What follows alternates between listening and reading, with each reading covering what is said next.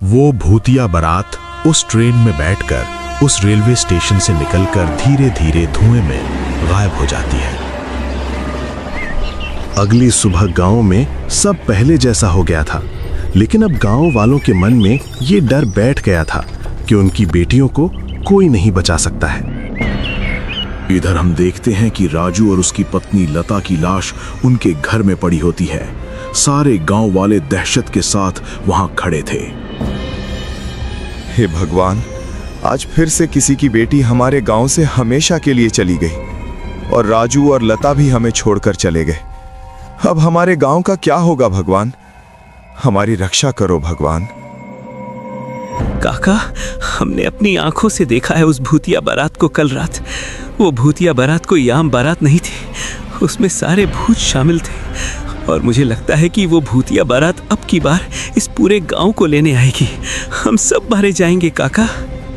प्रताप की ये बात सुन सभी गांव वाले के चेहरे पर एक अनजान सा डर छा गया था। हाँ काका, वो बारात इस बार इस पूरे गांव को लेने आएगी, क्योंकि हमने गांव का वो रूल तोड़ा है। वो भूतिया बारात अब किसी को नहीं छोड़ेगी काका, किसी को नहीं। भूतिया बारात के डर से गांव के सभी लोग गांव के पुराने बरगद के पेड़ के नीचे चर्चा करने के लिए इकट्ठा हुए।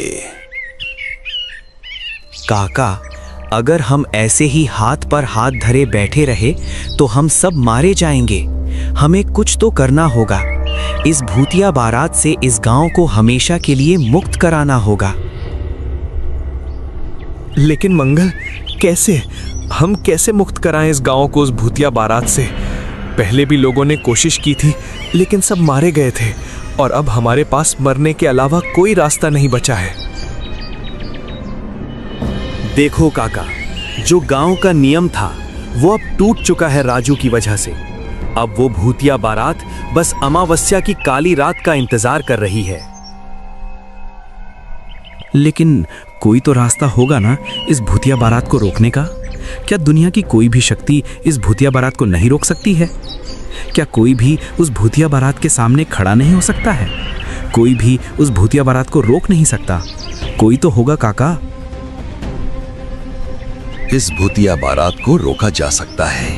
मंगल एक आदमी है जो इस भूतिया बारात को रोक सकता है। उसके अलावा इस भूतिया बारात को कोई नहीं रोक सकता है। लेकिन ये बात बोलते ही मोहन काका के चेहरे से पसीना आने लगा, मानो वो कुछ ऐसा जानते हैं जो गांव वालों की आखिरी उम्मीद हो।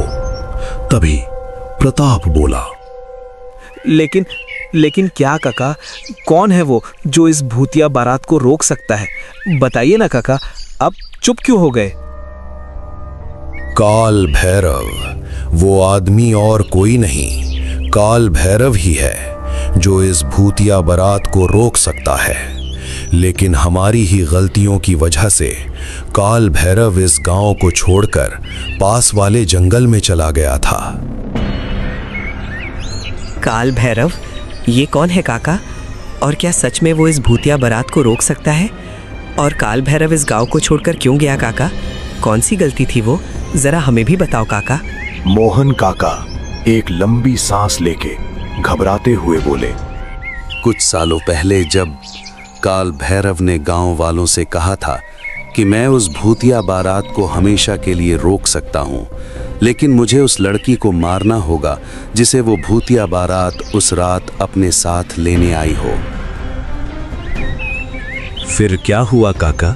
क्या उस लड़की को मार दिया गया था? नहीं मंगल, हम गांव वालों ने काल भैरव को समझने में गलती की और उसे पापी और ढोंगी कहकर गांव से निकाल दिया हमेशा के लिए, और यही हमारी सबसे बड़ी भूल थी।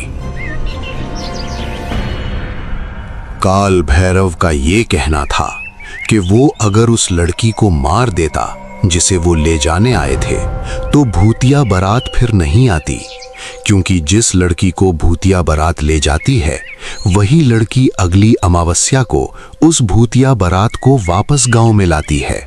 इसीलिए अगर उस लड़की को मार दिया जाता तो वो भूतिया बारात वापस नहीं लौट पाती। इसका मतलब अब हमें सिर्फ काल भैरव ही बचा सकता है। तो देर किस बात की?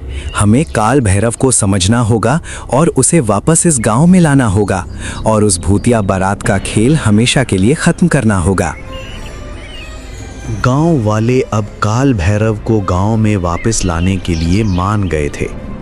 मंगल, प्रताप, मोहन काका और सुरेश काका निकल जाते हैं काल भैरव को गांव में वापस लाने के लिए। काल भैरव एक अंधकार का देवता था जिसके आसपास हमेशा काली शक्तियों का साया रहता था। उसकी आंखों में आग सी जलती थी और उसकी उपस्थिति से हवा भारी और डरावनी हो जाती थी।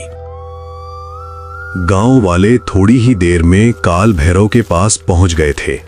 काल भैरव एक पेड़ के नीचे अपनी तांत्रिक अवस्था में बैठा हुआ था। मुझे पता था तुम जरूर आओगे और मुझे ये भी पता है कि तुम यहां क्यों आए हो।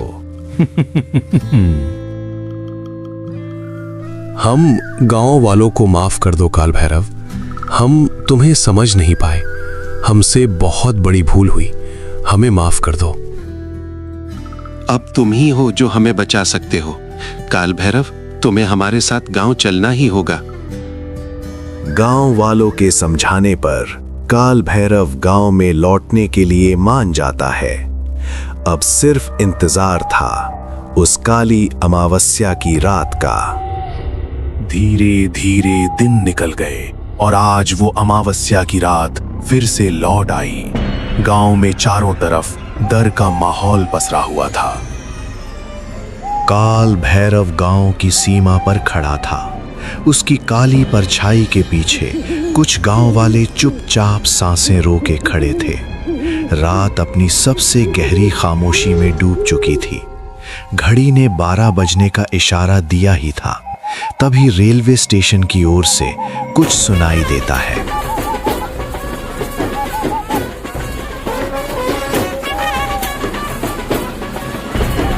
वो भूतिया बारात गांव की दहलीज पार कर चुकी थी। काल भैरव भी अब पूरी तरह तैयार था, क्योंकि आज रात कुछ भयानक होने वाला था।